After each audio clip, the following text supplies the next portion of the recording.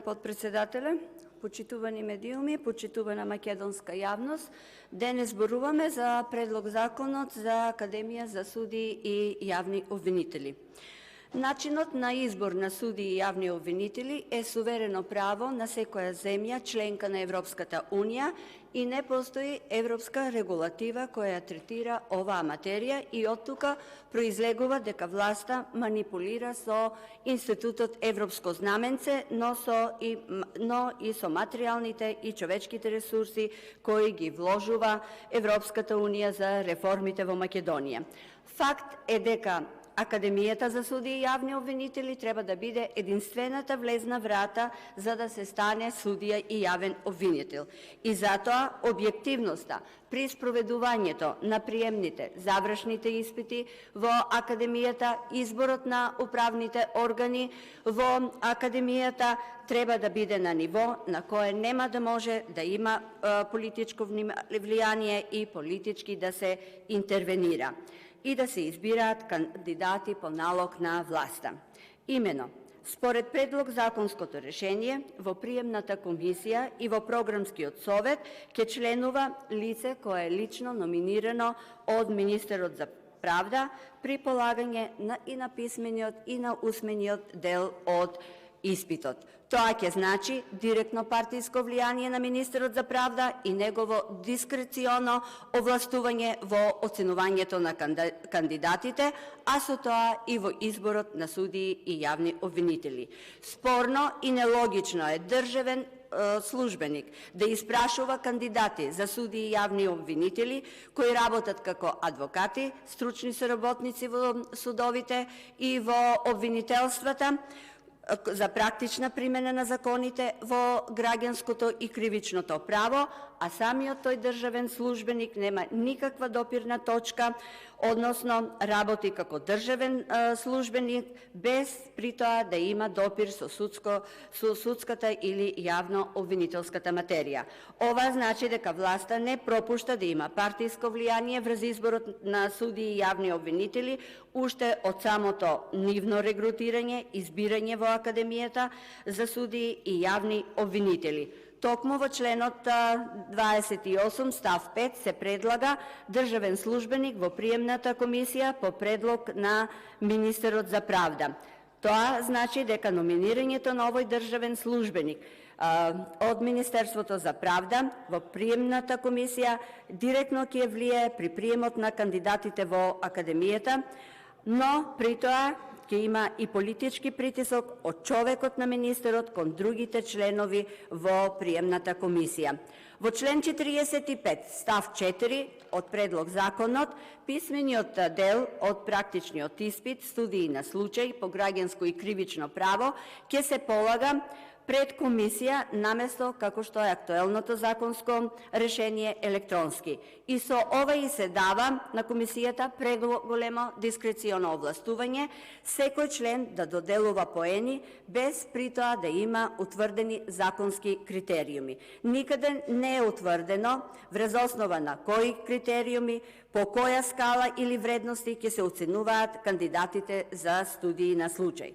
Приемната комисија за писмениот дел на студија на случај може да додели од 0 до 35 бодови на секој кандидат, што представува широко дискреционо овластување и субјективизам при оценувањето на секој член, а при тоа може и битно да влијае врз конечната ранг листа затоа што дава до 35 бодови на кандидатот за случај од кривичен судски предмет и до 35 бодови за кандидатот за студија на случај од граѓански судски предмет.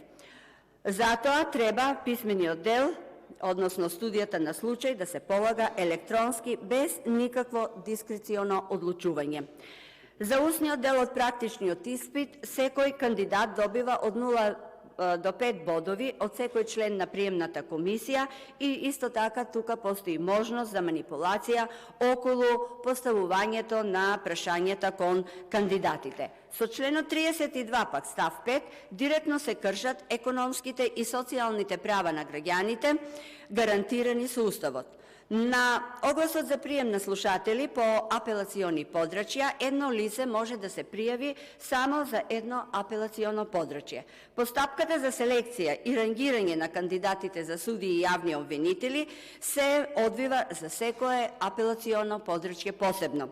Ова одредба е во директна спротивност со економските, социјалните и културните права утврдени со Уставот на Република Македонија, поточно со членот 32 од Уставот на државата, каде во став 1 утврдено се вели, утврдено е дека секој има право на работа, слободен избор на вработување, заштита при работењето и материјална обезбеденост за време на привремена невработеност. И став 2, каде е утврдено дека секому под еднакви услови му е достапно секое работно место. Предлог закон померка на власта за избор на кандидати за влез во Академијата на суди и јавни обвинители, обука, полагање, а понатаму ќе следи и избор од нив за идните суди и јавни обвинители, што всушност се констатира од самиот предлог закон.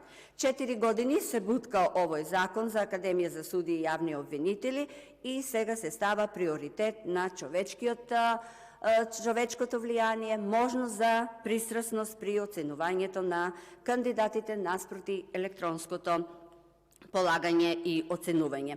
Ова се прави од една иста цел, со една цел, а целта на власта е да се партизира судството и обвинителството.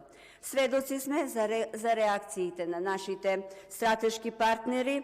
Амбасадорката на САД, Ангела Агелер, е збуната од изборот на шефот на основното јавно обвинителство за гонење на организиран криминал и корупција, Ислам Абази. Таа е збуната и останува нејасно и неговото CV, каде завршил образование и каде се надградувал, ниту може да се најде пак некој позначен обвинителски бекграунд. Збунет беше и Ковачевски, кој прво честиташе за изборот, а потоа беше збунет или глумеше збунетост. Сведоци сме за изборот на Кацарска, судијката која се изучува во прездишните факултети, за тоа како не треба да се води еден судски случај. Изборот на Весна Дамева, директно од фотоалбумот на Социјалдемократскиот сојуз, и тоа што се случува, таа циркузијадија во деновиве со судскиот совет.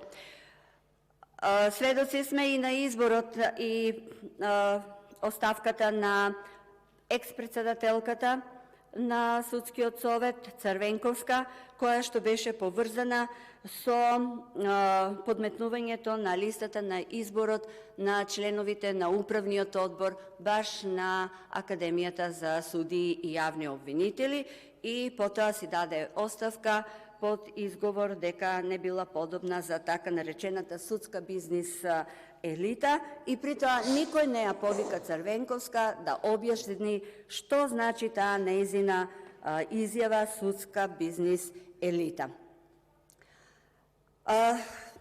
Меѓутоа, сега се наметнува и прашањето што е пак со тие млади правници кои навистина имаат и капацитет и способности, меѓутоа не можат ни да влезат во Академијата за суди и јавни обвинители, а камоли пак понатаму да го следат, да полагаат и да бидат избрани за судии. Затоа и целта е на овој закон, наместо да се предлага електронски начин на полагање, каде субјективното влијание ќе се минимизира, власта го формира точно комисиското полагање, каде се остава простор за влијание на човечки фактор, и вакав поставените стандарди за избор на судии и јавни обвинители представува антиреформа, и наместо да се унапредуваат стандардите за избор на судии и јавни обвинители, тие се уназадуваат. Поразителен е и фактот дека влегувале во Академијата и полагале правосуден испит кандидати, и тоа 449 кои што немале завршено факултет. Недостигот од документите е, за да се расчисти оваа афера, била причина, велеше екс-министерот за правда Тупанчевски. Наводно Министерството за правда ги чувало досиета за правосуден испит 1 година и поради тоа не можело да се утврди дали имале